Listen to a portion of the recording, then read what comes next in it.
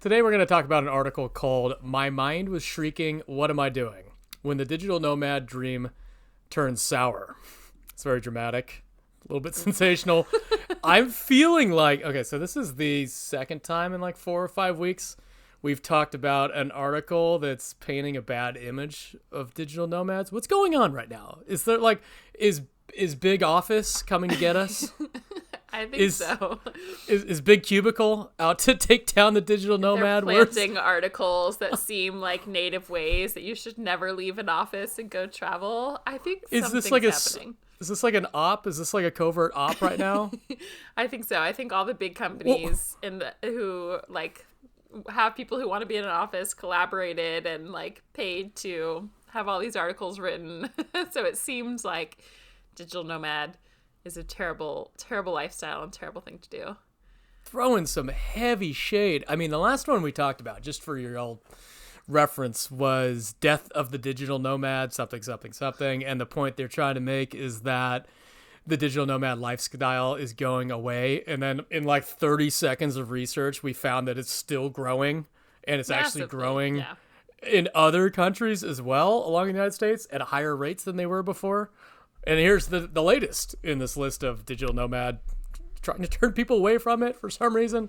And yeah, Marissa, actually, I want to, maybe you can give me, extract what you found from that article and why we're going to be arguing these points today a little bit. Yeah, I'm excited to talk about it. Someone sent me this article, and I think it's really important. We want to share this with you of what the article is about, some of the quotes from it. It's about a lot of individuals who had tried out digital nomad life and were seemingly very unhappy as digital nomads and came kind of like running back home with their tail between their legs and wishing they had never done it and didn't know why they did. And the whole article just paints a picture. Like if you were to not know anything and you read this, you would be like, well, that sounds like digital nomad life sounds like a terrible idea. Like I would never go pursue that. And it's funny because even as I have loved digital nomad life, and you and I have both gotten so much from it, so much in fact that we build a business around helping, you listening become a digital nomad because it's been so fantastic for us and our self-development and growth and lifestyle and joy and everything. And even as I read it, I was like, like is digital nomad life? It's like it can even get to me when I read it. So that's why it was really important. I was sharing this with Jeff. I was like, I'd really love to share what was written in this article and what was going on and why it's like so incredibly one-sided, and maybe what was going on with the people that they did talk to in an interview. And it's the same as like the Death of a Digital Nomad article that was written. Someone had called to interview us to like give a quote and speak on it.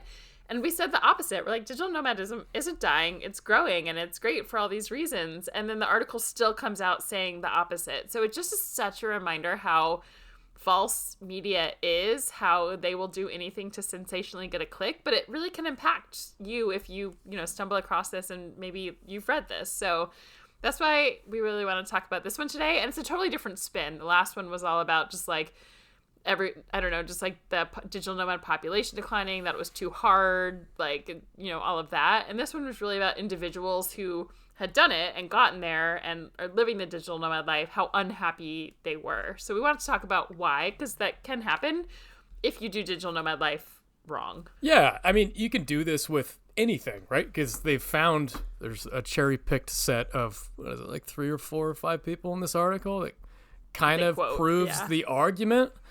I have not met any digital nomads in 7 years that feel this way. I've met some that have felt certain things that we're going to talk about here, some isolation issues, some health issues, for sure. You're going to go through that. You're going to go through that at home. You're going to go through that while you're traveling, a little bit more comfortable on the road. But as a rule, to make the argument that digital nomads is not all it's cracked out to be, it's wild. That's absolutely wild. Where's this narrative coming from? I'm telling you, Big Cubicle's coming from. Big Cubicle. Did you just make that up? I've never heard of it. It's like instead of Big Cubicle. I say that with anything when like prices are going up. Like if apples are coming after, it's like big apples are coming after. I've never heard you say that. It's recycled over and over. I want to say that forever more from this. Big Cubicles. It's yours. Coming after us. But it really is like they're lobbying against like joy of travel. I don't know. But yeah, so should we hop through and talk through like some of these quotes and the examples that they give? Yeah. Do you want to start it off? Let's start debunking. Yeah, let's go. I'm going to start with this one here I'm going to read. So it says, this is an example of a woman who I think they said had traveled to like 40 different countries, and she was traveling through South America at the time. And she said, I was exploring, meeting different people. It was great. Yes, it is. I felt real freedom. Yes, she did. Said, but then suddenly I just started questioning whether what I was doing was what I really wanted. So when you hear this, Jeff, what do you think? Like, what do you think this person was going through? A midlife crisis. Why do you think that? I don't see how that's relevant to the actual topic, to be honest with you. I really don't. I think it's relevant to this particular person. We don't know if this person all of a sudden had I want to start a family, or I want to have a career change. This is the problem with this, is it's not scientific. Like this is not like an experiment to say that this is a group of people having this type of trend. This is really unique to this one person. It doesn't really say, okay, what exactly, what else was going through your head at that time? Yeah, exactly. Because all of the things that she's describing are positive things. I mean, in this quote, meeting different people, exploring, it felt great, it felt free, and then questioning what I really wanted. Well, what do you really want? That does feel like some sort of internal crisis, because you've got two complete conflicting things going on here. All of these positive things, and then maybe I don't want all these positive things. Yeah. There's something else going on. Yeah, to say that, to add to what you're saying, as you were talking, it sort of reminded me of people that I've encountered who experience that, and that's that quote of like, everywhere I go, there I am. So I feel like sometimes when people first start digital nomad life, you're escaping your life. You're escaping your pains and your troubles and whatever you were going through back home or not dealing with. And then you go to other countries, you start to, like, it's like a drug. You get a high from like the new hits that you get that helps you escape what you were going through. It's like you build up your tolerance, and then the hits don't like fill the void that you were having in yourself before. So my guess, again, this is like totally guessing what this person was going through. We don't know, but the way it sounds, I've coached enough people to look at this and know, is to be like, oh, you left, you were getting all these exciting hits of dopamine and your life was fulfilled and you were, having all these experiences and freedom and the good parts of nomad life. And then when you just keep doing that over and over and over again, and you're like, wait, is this even what I wanted? It's because that alone won't fulfill you. Like, you still have to do all the fulfilling work of what you would do if you were isolated in a, your room back home or in a 10-day silent retreat. Like, you still have to deal with your own thoughts and your own feelings and your own desires in life and your own traumas and the things you had to work through. Like, that will eventually hit you again, no matter how many countries that you travel to. So I feel like you can avoid it for a little while with the newness of it, and then suddenly I think it like amplifies, it like echoes and comes back worse than before, because now you're like, you thought that this lifestyle, that going to new countries would fill something, and now even traveling to 40 countries doesn't fill you. So you're like, well, shit, now it's a me problem. Like, what did I even, like, what do I even really want in life? And it hits you bigger. It kind of reminds me of, I don't know if you've ever heard this interview from Will Smith, but he talks about, like, people talk about rock bottom. He talks about, like, I forget what he calls it, but basically being at the top of the cliff and how it's almost worse than being rock bottom, because then you realize, like, I feel like when you're at rock bottom, you're like, if I just could travel, if I just had friends, if I just had a family, if I just had this lover, if I just whatever, it's like you think there's something that can fix you and there's hope. But he says that when you're at the top of the cliff, which is kind of what digital nomad life is in a way, he was like, you realize like nothing external will fix you, and it's almost like a harder moment, a different hard, which is interesting. And it kind of reminds me of that. Yeah. A big part of the problem here is they're conflating their personal issues with the travel lifestyle. And maybe digital nomad lifestyle will make you face it a little bit faster. It'll kind of bring it to light a little bit. Especially if you're traveling alone, because you can't escape your own thoughts, like, and if you are running from them and using travel as a crutch to do so, when you're alone. It's going to hit you when you're alone. Yeah, it's your brain is going to be really, really, really noisy. And you could conflate your problems. Like, oh, maybe the problem is digital nomad lifestyle. And again, repeat the cycle. You're going to run from the digital nomad lifestyle, and you're never going to face what you're actually dealing with, you know? digital nomad lifestyle is a good way to deal with your problems, actually. I feel like if you do, I feel like some people do use digital nomad life as a crutch and like keep escaping and just like more countries, more partying, more people, more late nights, more women, more men, whatever that looks like, right? It's just it's an addiction that will fill a void. But I feel like those people, you see them spiraling like worse and worse and worse and worse. And I don't think it's like, I would say it's a very small percentage of nomads that we've met, but you see it and it's very clear. But I feel like it would be the same type of person if they were home. They would just be out drinking, doing drugs, doing whatever, like gambling. It's like, it's just a different thing where they're not solving themselves. So if you are someone who is into self-development, is willing to face your stuff, you're willing to look at your own like shadows and whatever, I think digital nomad life, like you said, actually like you can face it more because it's not, I don't know, there's something about different situations, different places, being alone, being in just new cultures where you don't have your safe, routines and people and family. It's like you just got you and you got to deal with that stuff. So I think it's like self-development on crack if you address it and are open to it. Yeah, completely agree with you. And then there's another portion as you go down just past that part here. This person said that she didn't easily feel homesick, but she described the thrill of crossing into Venezuela, spending 6 months there, wild and free. But at some point, difficulty of it all exhausted me. I just never knew what was coming. The hot water and power would stop at random times of the day. Taxi drivers relied on spoken directions. I only had elementary Spanish. It's kind of a you problem. And then there was no currency. You had to pay for things in cryptocurrency. And like, what? So what she's describing here is burnout. And we've talked about this over and over and over again. If you're going to do the digital nomad lifestyle, you have to be sustainable. You have to set it up in a way that you just don't completely burn yourself out. And there's so many ways to do that. This is just going too hard, too fast, and then saying digital nomad lifestyle is not for me. It's not what it's cracked out to be. Well, you're playing it on hard mode. Like that's what 40 countries. It didn't say how long, but she'd been off 6 months and just kind of just seemed kind of burned out on it. And you have to do sustainable. That's why a lot of people, they'll travel, say those 6 months, and then go somewhere and recharge for 6 months and not go anywhere. Go somewhere like really, really easy for you. Or back home for a little bit. Yeah. Could be back home for a little bit. Yeah, exactly. But that feeling of feeling wild and free doesn't go away. You just completely burned yourself out, Yeah. So I would say the two lessons from this person, and we'll move on to the next example, is one, face your stuff, whether you're at home or traveling, like be open to look inside and be like, what do I need to work on for me? Let's not blame the travel for that. It will bring it up, but don't blame the travel. And the second part of that is like burnout is real and it can be overwhelming to do so many cultures, currencies, languages. Like it absolutely can feel exhausting, but that's a choice that you don't have to make. So instead of saying like, oh, digital nomad life is terrible, the freedom to travel is terrible, like let me go back home and get an office job, which like if you want to, like go for it.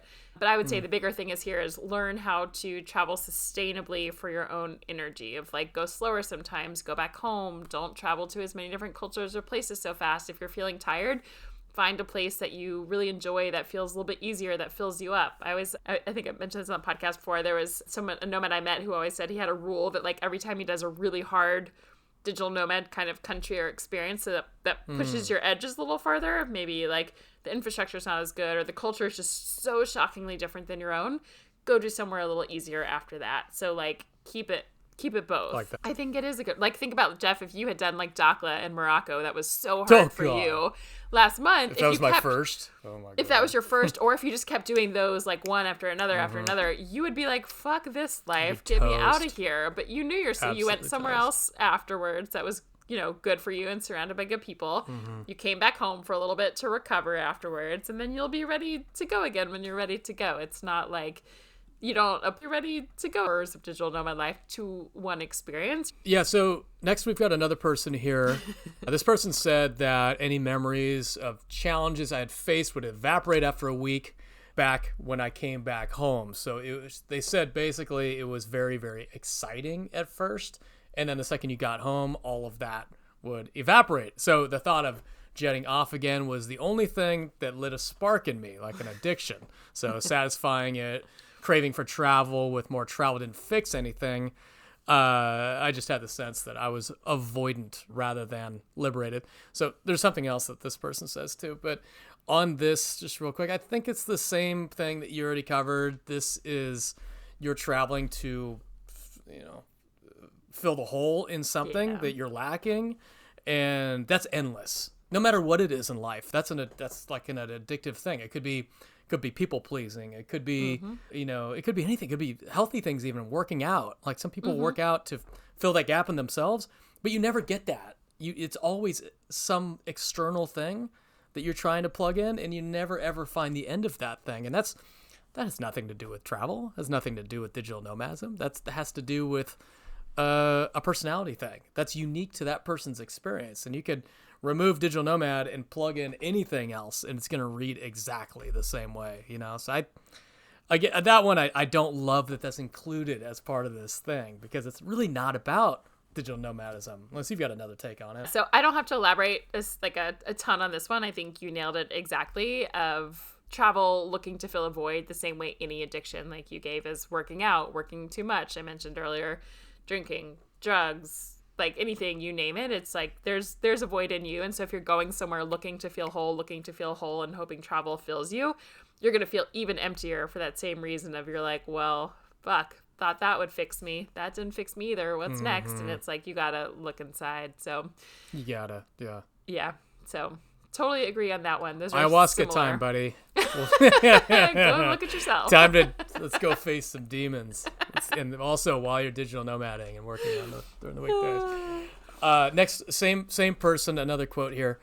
I had conflated digital nomadism with holidaying, but it turned out that working in a cafe was still working in a cafe, whether you're in a Starbucks in Swindon or a beach bar in Bali. I found myself resenting having to work when there's so much to explore. This is just kind of a maturity issue. It's just, honestly, you have to be responsible. A lot of this digital nomadism, what we do is a matter of finding that balance of being responsible and also exploring. And I think this is an early phase type of problem. I had it to a certain degree when I was, partying a little too hard when I first started out as a digital nomad. Again, we're coming back to sustainability. I was living a very unsustainable lifestyle, but I didn't resent the fact that I had to work. This is just right. You really have to go out with the mindset of, I am going to be working my job like normal, but I'm in an environment that I can explore in my downtime. And I actually don't like that quote too much, because I think it gives us a pretty bad name. I think digital nomads are hard workers. They're not just taking advantage of situations, they're earning it. I feel like we all work very hard to earn what we get, this opportunity, and respect it. And I think this quote here does not respect the things that we're spending a lot of time and effort trying to earn on a daily basis. Yeah, that's a good point. I feel like if I were talking to this person, I would try to help him reframe and say, I want to agree. It's like, yeah, it is hard. Sometimes you're in this beautiful place and you're like, well, I would much rather be out walking on the beach or going exploring this or doing this activity as if you were exploring like vacation or a backpacker who's not working. Yes, there are a million things to do and that would be lovely. However, if you reframe it, it's like, well, if you weren't living a digital nomad life, you wouldn't even be in that location. And so when you have your mornings, nights, and weekends to go explore, that's still, if you think about if you live in a place for a month, if you get, 4 weekends, that's 8 days, plus all your mornings and nights. So you could go to a cafe or go out dancing at night or go whatever you wanted, some tours in the morning or night or on a lunch break, right? Or even just walking to and from a cafe where you're working and taking in the environment while you're there. Or maybe you're working all day looking at a prettier view of a European city or like Cape Town, mountain and ocean or whatever that is, right?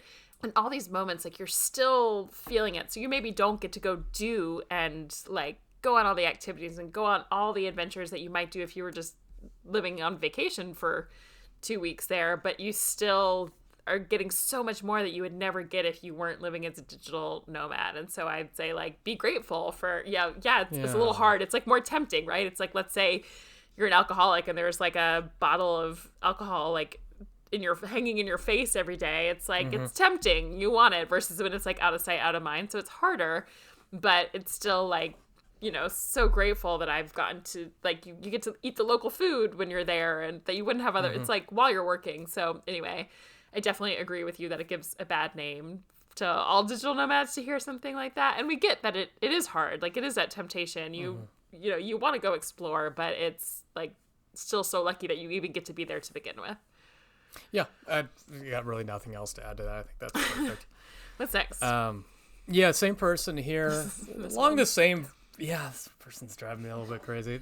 Along the same vein, this article says many digital nomads end up doing a global tour of Starbucks, which I completely disagree with. It was the one place with reliable Wi-Fi, says this person. I hated that I was in there, but finding somewhere to work was always difficult. He too is plagued by unsettling existential questions.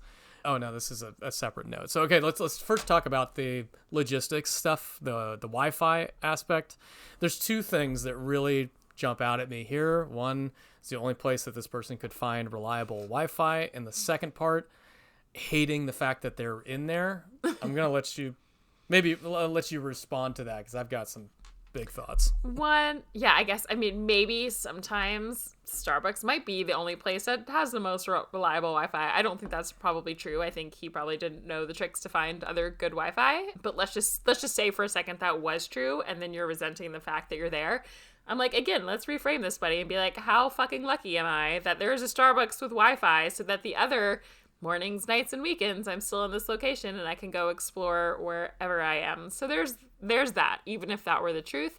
The second part is there's probably other places. I feel like especially today, like as we're recording this, there's so much more Wi-Fi than there used to be. Like I'm like when we were kids, Jeff, like when we were starting out as nomads, we walked up both ways. The Wi-Fi was so much worse, so much harder. Like it's like it's so easy. It's not always easy, let me be fair.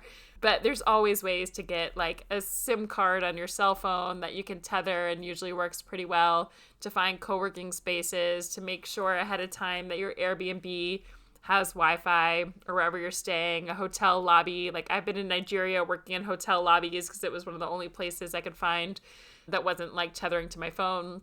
And then also, like, if you're maybe newer and you don't know how to do all this yet, there's so many places in the world now with fantastic Wi-Fi that, you'd probably love to go to as a digital nomad. Like, go to a place that's easier, where there's Wi-Fi everywhere, in every restaurant, cafe, Airbnb, hotel. Like, no matter what, like, you're going to be set. So maybe don't go to the hardest places to start where this is the case. Yeah. To me, this just jumps out as a planning problem. And I will give this person the benefit of the doubt. They're a new digital nomad, and sometimes you don't know what to look for, where to look, what questions to ask, and you end up at Starbucks, and that happens. But this is all very, very fixable. Ask us, write us an email, we'll let you know. We know pretty well. Also, go on nomadlist.com. It'll show you average Wi-Fi speeds all over the place. And if you've got a heavy call load, pick an easier place. Pick a place that's got Starlink all over the place.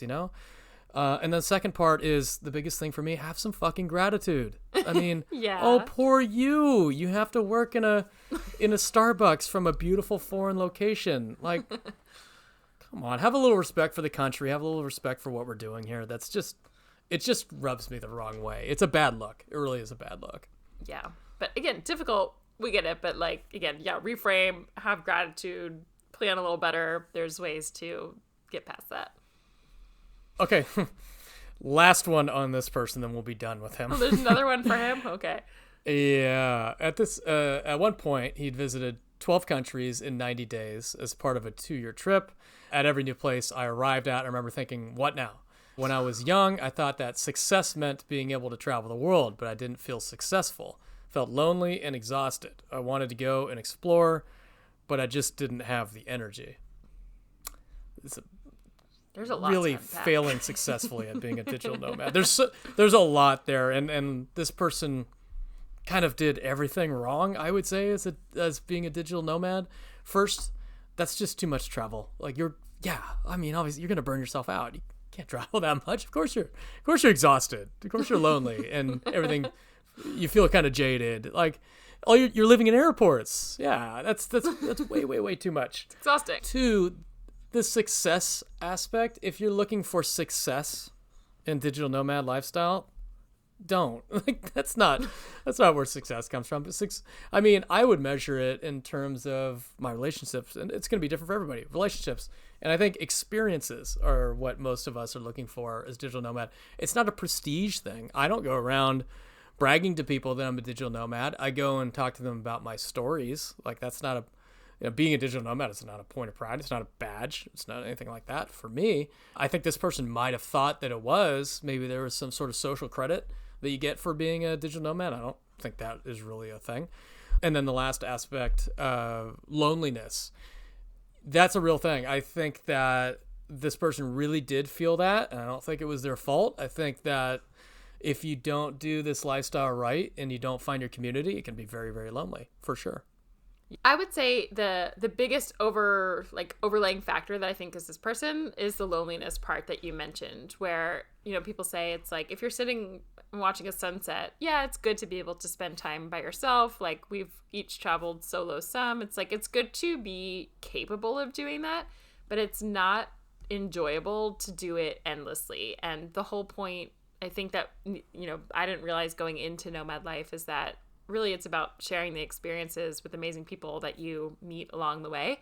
And it sounds like this guy was just moving really fast, not meeting people, just like doing all these things by himself and feeling lonely, and then being like, what's the point of this? This isn't successful, because if you don't have anything to share your life with, that's not success, right? And that's, I think, goes back to a lot of conversations you and I have been having in the past, you know, really this year especially, of like, what does success really mean and really look like? And it's often the quality of the relationships in your life. So if you're going solo and traveling to, you know, 12 countries in 90 days by yourself, yes, that's brave in many ways, and you'll learn a lot about yourself, and it's good in some ways, but it's not sustainable long term, and it's not really what success is all about. It's like, how do you find amazing people to share?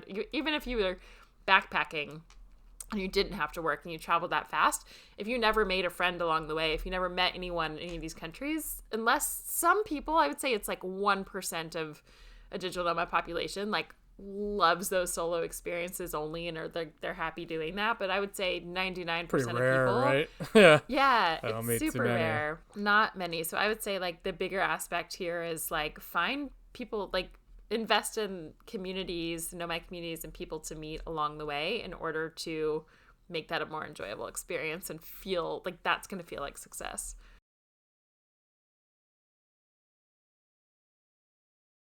All right, so I'm going to start this one off. The first thing that jumps out at me is that it has this line that says significant implications for an individual's life course. It seems like they're framing this as life course, a warning to not do this. Like, this feels very much like somebody who's scared of digital nomad lifestyle being different from theirs. And it's like they're projecting out some sort of fear. Don't do that. Don't do that. You're breaking the norm. It's any of these things that are like, you're breaking the standard Western norm. How dare you? Don't do that. It just comes out in this kind of way, and they're just trying to justify it. And sure, yeah, it's a study, but I mean, why were they studying this in the first place? Like, I don't know what the fear is behind I feel like people doing this. So that I feel kind like of an older generation has this fear for sure, where they're like, you're never going to get married if you go and travel. How will you meet someone when you're changing countries every month? Like, you're not going to get promoted. You're giving up your job. You need to be in an office to have a career path. Like, it's a very outdated mentality that's not true for any of those things I just said. But I feel like people who don't know definitely project that fear onto the travelers, where it's like, you're ruining your life. It's almost like every year you travel is just like putting off your, like, what you should be achieving already, and you'll have to, you know, if you spend 5 years, you'll be like 5 years behind in life, or too late for anything, or you'll never save enough or buy a house or whatever. I don't know. Yeah. I think you're right. It's just, again, I don't know what they called those ads they run against weed in the 60s, but it feels exactly like that. Like, don't do it. Not this next even one once. Here, yeah, not even once. Exactly. Affecting employment opportunities as well as mental well-being. Well, there's 2 points in there that we have to unpack. There's so much to unpack here. The first one, affecting employment opportunities. Bullshit. I mean, like, we've said this over and over and over again. People become digital nomads and they end up making more money than they did in the past. more spare time, working on more things they're interested in. I have never met a digital nomad that has lost out on employment opportunities, gone reverse direction because they're a digital nomad. Where does this come from? Who do they find this from? In addition to, like you said, people becoming more successful, getting promotions, I just feel like people also get more in touch with like what they really want to do and get careers that are actually even better fitting for them. You're exposed to more by meeting more people doing different careers than you are just in your world back home. So I feel like from a career perspective, people become more aligned, like you said, can make more money, or at least just as much as they were before, and have a great path. And then on the flip side, it almost sounds like if you have this on your resume, or like if you've ever been a traveler, if you want to come back home, like you're not going to get hired or something like that. For me, I think travelers are some of the most interesting, like well-rounded, creative people who are open, who know how to deal, like you can deal with a lot of unknowns in life. You're good at dealing with all sorts of cultures and people. Like you learn problem solving. I just think like if I had two exact same resumes in front of me, and I'm biased because we like to travel, so I like the travelers, but if I had two of the exact same resumes and one person had been like, I've been traveling the world for 7 years, and the other's like, I've never left my hometown, I feel like I'm going to hire the first one. Give me the traveler. Like they're much more adept to handle so many things in business and in work and in life and office. So it makes it sound like they, I don't know, like went and just like sat in a hole for a year and like and became unemployable. But it's the opposite. Like you learn so many, it's like so many of the soft skills that you can't really teach that just help you make you a great person. And people want to hire people that are good people, who are interesting people, who are creative people. And like this, I just think travel adds to that. So if anything, you'll be equal or better off. Definitely, I don't see why you'd be worse. It objectively makes you more well-rounded. It makes you more intelligent, I would say. I mean, there's education versus intelligence and wisdom. This adds intelligence and wisdom to a T. Like you're more open to learning from other people. You're more open to different cultures. You literally learn things as you're traveling. That is just such a wild take. And then this other aspect of it can have a significant implication on someone's mental well-being. I mean, it can. And more scare tactic stuff. It is scare tactics. Like, I think about if I had never traveled Rage bait. And I read this, right, hadn't been a digital nomad life, I would have been like, oh my God, is this going to ruin my life? Is it going to ruin my career? Like, am I making a huge mistake living this life, right? So listen to us. It is not. And it's not to say that parts of digital nomad life aren't hard or confronting or exhausting, like, right? Like, we own up and acknowledge all of those, but there's ways we said, like, slow down, go home for a little bit, like, do these things. But yeah, dig into that last part there. So we do this because the mental aspects are so positive. And that comes from all these different sources. We talked about it last time. I mean, the actual geography, the climate, have a huge impact on your well-being. Usually we're choosing places that are better than our hometown in terms of that. Might getting be more like access sunny to or oceans or nature. sun. Yeah. Blue spaces, the water, better, less pollutants in the air, better food, all of this kind of stuff. We're not even talking about the social aspects yet, building community. We know for a fact as people age out, especially men in their 40s and 50s, get increasingly lonely. Like very, very, loneliness epidemic. This is a real thing. You look it up. Very, very bad. This is a potential antidote to that. And they're trying to say this is a bad thing. This is absolutely wild to me. You know what's a bad thing? Driving in a metal box 3 hours a day to go work in Big Cubicle. That's better for your mental health? Get the fuck out of here. But I will say, not to play like devil's advocate, but to say travel can absolutely cause, like, I don't say cause mental health, but be like a mental burnout. When we talked about at the beginning, the people who are, you're traveling too fast, you don't find community, you don't really know what you're doing, you're lost in yourself, which would have happened at home anyway. So we're not like, digital nomad life isn't like, oh, it will just solve all your problems and your mental health will absolutely be better. Like, you have to intentionally find communities, find places that you feel really good, travel at a pace that feels good. Like, it's not easy, but when you take the time and learn and do it in a way that, like, I think you and I have done really well over the years of finding amazing friends and people and finding the places we love and traveling. You know, when we travel too fast and burn out, we slow down or come home or go somewhere easy for a little while. And with that, like, the mental health aspects have been like amazing, glorious growth of just like, yeah, I think it's so much more lonely to be back, you know, at home in the US where you don't have that community and people around and cool activities to do. Like, I think it's harder mental health wise, but only if you are intentional about the way you create your nomad life.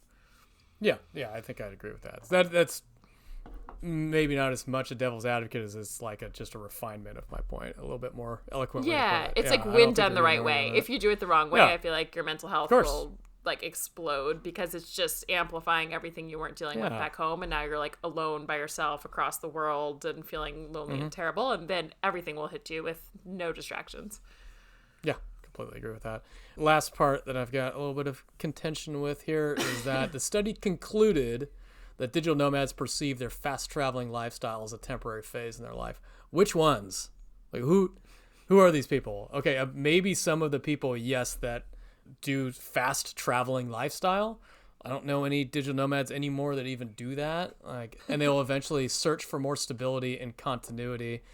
As in, I don't know, this almost feels a little bit infantilizing, a little bit condescending. Like, eventually you'll figure it out and you'll do what we want you to do. Settle down, just be normal. Just go back to normal. Like you're in Peter Pan. Yeah, it's the pat on the head. You'll come back home one day. You'll get it someday. You'll get it out of your system. It's like, yeah. Again, it still comes from this place of like, this is so uncomfortable because it's so unusual to us. We don't like it. Just come back to earth eventually.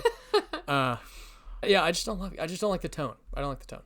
Yeah, and I will say, like, some people do choose to, like, find a permanent home somewhere else or slow down, or, like, I think a very rare few go back to, like, where they were before and live permanently, but some do, where they go to a new city or new country and stay for a year or two, or become an expat there and build a life in a new place, or take a break for a little while, travel differently. But there's still always, like, most of the time, a large percentage of nomads still kind of have the nomadic, like, drive in them and experience in some ways for, like, forever, as long as we've experienced so far. There's very few people I know, and some have, like, stopped and gone back and are doing it differently, but most still are nomadic in some way, shape, or form, or kind of expat in a new place that they found and love more. This is interesting. As you're talking, I'm wondering who these nomads are that they're talking about.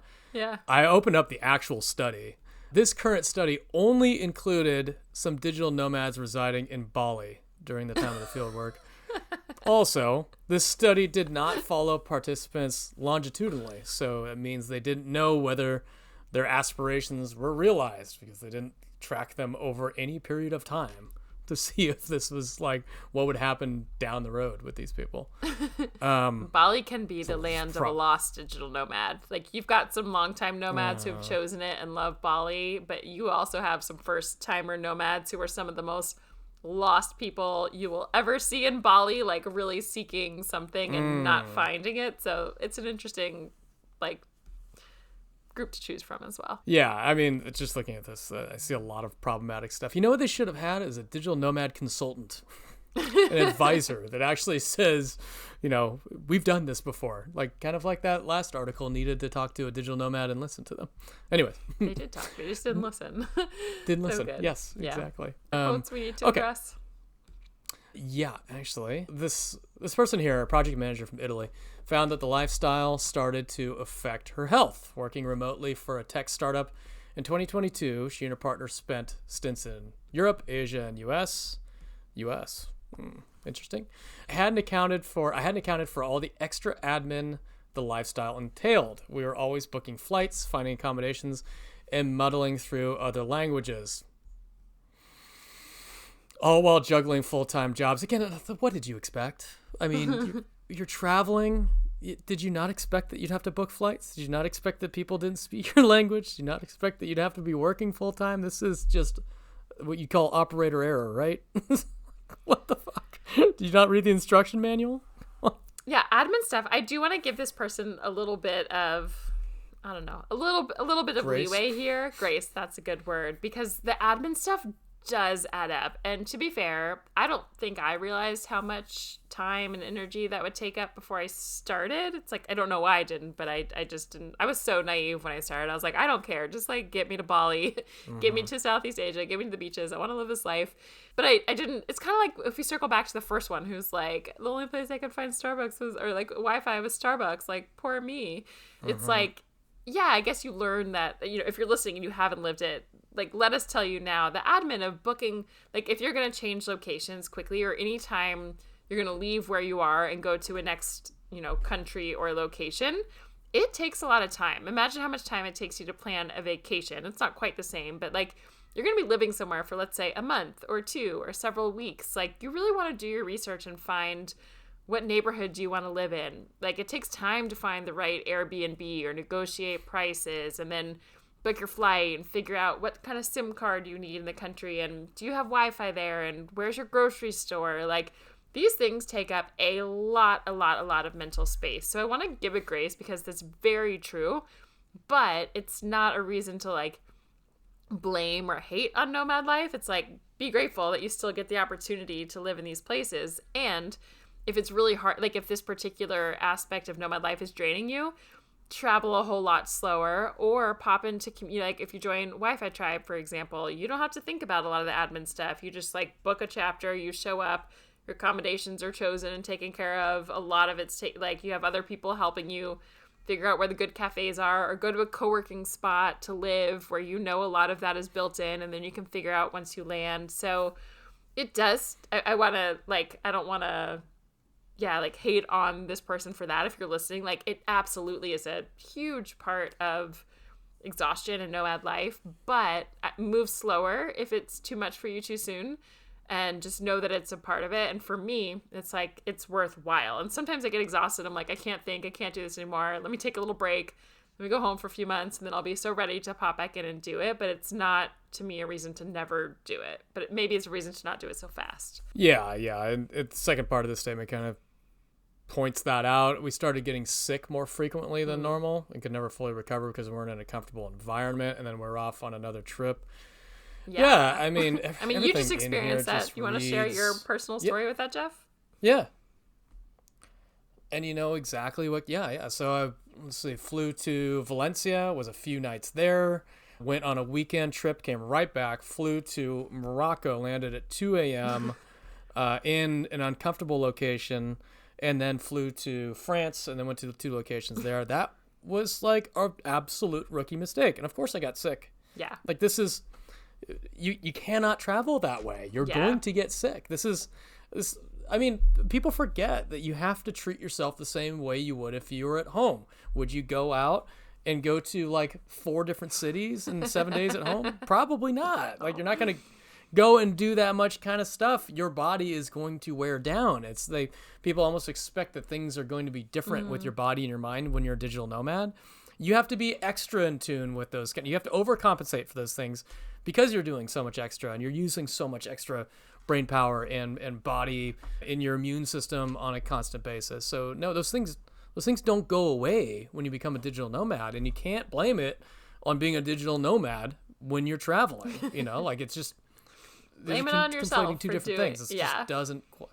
You blame it on yourself. There's not a whole lot of accountability going on here, and there's a lot of these things. I'm sure they did happen. These are rookie digital nomad mistakes, and I wish these people would have listened to us before. Not even rookie. I mean, you're like 8 years trips. in, and you just did that to yourself. But the difference was you weren't like, digital nomad life kind of is knew it. ruining me. Yeah, you chose it. You went in. You told me you were sick. I was like, well, of course you are. Like, do you know what you did in the last 7 days? And like, all the places you traveled in the time zone and like the people in the party, like of course, like with zero judgment, right? It's like, well, no wonder, but like, glad you had but you chose it, you had fun and you knew it and you did it and you dealt with the consequences and recovered and blamed yourself, not nomad. Like, I don't even mean, it's like you with authority, right? You're like, yeah, I did that. Here we are. Like, what's next? How do I recover? Full accountability. That was on. Yeah, I knew what I was getting into, and I knew it was too much when I booked it. And still, it's like, and that's not something that I'm gonna do. It just ended up having a whole bunch of events back to back, and it's like, no, that's not. And it's not the same sometimes at home when like you're like, I have a work trip and then I have this like wedding weekend and then it's like my mom's birthday and then it's like the same things happen at home. I like the example you said. It's like if you wouldn't like get on a plane and go to like 10 different cities and like have 17 different events and be like, why am I so tired? Like, you're gonna get sick. Tiring. Yeah. Yeah. And then there's people in here complaining about food poisoning. Again, that also kind of irks me as well. You know, it's you are a guest in somebody else's country. You can't go to somebody else's country and complain about getting food poisoning there. Really? What do you expect? I mean, you don't have the microbiome. This is probably one of the first things that you'll read about when you're traveling. You could get sick to your stomach because you're not eating your local food and you're in somebody else's environment. And this should be an expectation, I would think. Maybe that's asking too much that somebody just accepts getting sick to your stomach. But I think it is. I think it is part of it. I also think it's kind of a rite of passage, especially if you go to Mexico. You got to pay the tax, right? It's just I always say, it's knock just on part wood, of it. It's I part have of not experienced, so I can't say. But I like think it's crazy that I haven't, and I do think it's one of those things where it's like it's not enjoyable. And if you just stayed home and stay in your safe place, you're probably not going to get food poisoning, and you're also probably not going to like get exposed to new cultures and have all these new exciting things in your life. So to me, it's a trade-off that you choose and know. And it can be really exhausting. Or like if you have a particularly weak stomach and you're getting food poisoning all the time, or it knocks you out for a couple days, like it's not enjoyable. But as you said, Jeff, to me, it's the same as like saying like, I want to go travel to all these countries on a different continent, but like, I don't want to like feel tired from traveling on a plane. It's like, well, that's what it takes to go and get to those places. So to me, it's sort of the same. It's the person who also said like, oh, this is hard. Like they're speaking different languages and the currencies are different. Like, yes, it is. Yes, it is hard, but it's also kind of the point. So to me, it's sort of, like you said, it's an expectation. Build it into your expectations of what will happen to you while you travel. And it's not enjoyable, but it might happen. And to me, it's assessing like, are you the kind of person that it's worthwhile to get food poisoning once in a blue moon every now and then when you're traveling in order to go and enjoy these different cultures and different places and foods and things? Or do you want to live in a bubble and never experience the world? Totally up to you. That's harsh, but that's I've got two more things here that we got to talk about here, and that should tie this thing up. There's one paragraph in here that I completely agree with, and I think this is not this person. This is reality of some digital nomads. The quote says, I began to suspect that much of digital nomad life was performative. In Bali, keep this in mind, I had heard a man brag about his effortless passive income before witnessing him looking stressed on a video call at 10 p.m. I watched a life coach who has preached positivity on her travel vlog shout at a local waitress because her steak was overdone. I mean... These people do exist. We're not friends with these types of people. Yeah. That's also Bali for you, right? I mean, you're painting the picture of the perfect digital douchebag, which we've described before. These are the people that make us look bad. We are not friends with these people. These people use and abuse places, and no, they make us look really bad. And these people do exist. Is it the overwhelming majority of digital nomads? I don't know. Do you think it's the majority? I don't think so. I don't think so. I think it's the majority that you might see on social media, because those are the people on social media trying to make you like believe things and get clients and like paint a certain picture of their life that's very false. And it also might depend on where you go. Like I think Bali, specifically in Canggu, is a really big hotspot for a lot of those. Well, it's not like everybody's like that. I would go to Bali and enjoy it as well. So it's not like 100% of the people, but like, I think that's very different than some other locations you might go where people are more just like not there to be an influencer or just work in, live in, experiencing. So it happens, but it's not everywhere and it's not the majority. Yeah, I completely agree with that. Last point here. The woman who's, I believe was the second person that we quoted here, said that returning to an office, she thought, as she accepted a new job, would be like caging a wild beast. But it has had an unexpectedly positive impact on her life. Unexpectedly positive impact on her. Realize that I'm late, wake up late, procrastinate, end up doing the thing I was supposed to do at 9 a.m. at 3 a.m. out of last minute guilt. Now I have structured, and because I've only got last minute guilt. Now I have structured, and because I'm suddenly a life, because you can't manage your own responsibilities. That's not on digital nomad lifestyle. That's not on remote work style lifestyle either. This is you and your own management of responsibilities issue. So yeah, and maybe that life works better for that person. Yeah, and again, to say, like, if that person can't do it, doesn't work, and they're burning themselves out because they're working at 3 a.m. because they can't manage their schedule, like, maybe going to an office is better for that person, and so be it. You know what I mean? So it's like, maybe digital nomad life is not for everyone, and specific, like, if you're not someone who will ever go out of your way to build a community and meet people, if you are, like, terrified to get food poisoning and you don't want to leave your bubble, if you don't want to manage yourself and you'd rather be in an office with someone looking over you and telling you what to do, when to do, like, by all means, like, there's time and a place for people who don't want digital nomad life, and that's okay.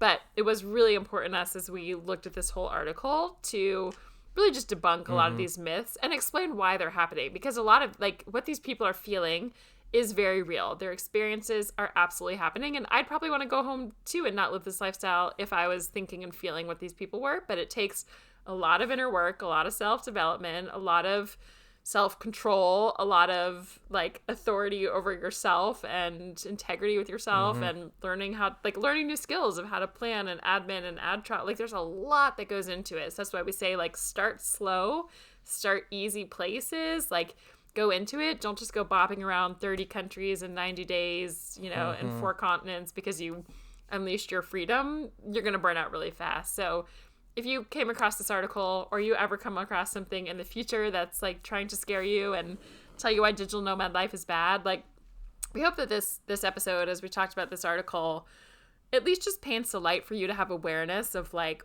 how to prevent these things so they don't happen to you. And if you do that, digital nomad life is, like, really some of the most enjoyable, like, amazing experiences I think you will ever have. It's like we always say, it's the highest highs and the lowest lows, but if you're willing to feel the pain and feel the hard things, which is part of life that a lot of people are not willing to do, then the reward is, like, the highest highs you will ever have, where you're on a Tuesday, I think about being in Sri Lanka on a Tuesday morning on a safari because I didn't have to work till the evening, and, like, seeing elephants and leopards and then starting my work day. And I was like, this is so cool. And I'm looking at the beach, like, life is amazing. Like, you'll have the highest highs also. So be willing to accept the lows in order to have, like, even higher highs. I would also add to that in order to do this, you have to have an honest conversation with yourself if you have accountability for your own life. Like, if you don't, digital nomad lifestyle is maybe not going to be for you. If you cannot be accountable to your work, to your routines, things like that, might not be for you. Burn out. If you don't have respect for the place that you're going, it probably shouldn't be for you. We've seen digital nomads like this, and I can't stand that. You should have respect for where you're going, and you should have a lot of humility. I think the best people that we travel with have a lot of humility, but they're not bragging about their passive income. They are just learners. They're learners about the world and travel and people, and they are curious about things and really respectful of that. And I unfortunately didn't see a whole lot of that in that article, and it's kind of unfortunate because it's a mainstream article and it does not represent our community in the best light. So, present our community in the best light. Go and tell us what you think about it. And I think we were pretty fair. I think we were pretty fair about what we in the arguments that we made. So, yeah, write us in at hello@beachcommute.com. We'd love to hear what you think. I'm going to put up a poll on Spotify as well. If I can, I'd like to leave it an open answer. I'm not sure if I can do open answered ones or not. I'm going to try because I do want to get people's feedback on this. And hopefully this type of stuff doesn't deter people. These scare tactics don't deter people from... These are scare tactics. That is the biggest thing. Yeah, it really is. And that's the reason why you called it out today. Misleading clickbait. At the very least, clickbait. Very much so. I don't know. Yeah, I don't know why this is the only side. It was a very one-sided article. It was not like, sometimes this happens. And then also here's 5 people who fucking love digital nomad life and who have grown and evolved and love it so much and are still doing it because they love it so much. So, yeah, very one-sided, not the whole thing. So don't let it scare you. Do look at the realities of it. It's not easy, but it's so worth it. And if it didn't scare you away and you don't yet have a remote job that gives you the freedom to travel and you would like to, you can sign up for if you get on our email list, we send really awesome companies that let you work from anywhere, and we send out remote job opportunities that are hiring each day. So if you want to sign up to get those daily remote job alerts, go to beachcommute.com/email. And if you got any value out of this episode, we'd love if you could just open your phone, give a little 5-star review. I don't know what you even call the stars. 5 stars. The 5 stars are super helpful so other people can find this podcast and not get scared off of digital nomad life, but help them learn realities and help you to learn the reality of nomad life as well. So check back next week. We've got new episodes every week. And yeah, anything else, Jeff? Thanks, and we'll see you again next week.